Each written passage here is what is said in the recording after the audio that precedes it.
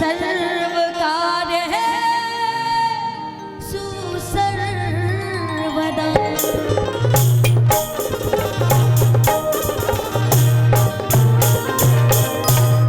बोले विघ्नहर्ता श्री गणेश भगवान की। और इस माँ काली के दरबार में प्रथम पूज्य गणेश को बुलाते का भैया पंचर करवा लगो तो गौरी के पुत्र गणेश जी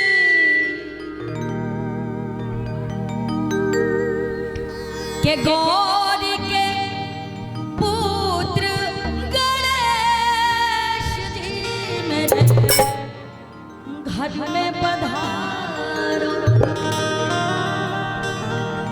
घर में पधारो मेरे अंगना पधारो,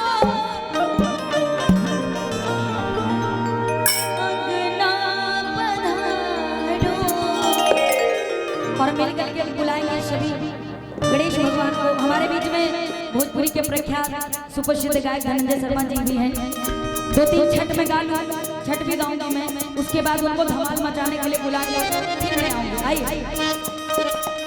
गौरी के गौरी के गौरी के पुत्र गणेश जी मेरे घर में पधारो, गौरी के पुत्र गणेश जी मेरे घर में पधारो, घर में पधारो, अंगना पधारो,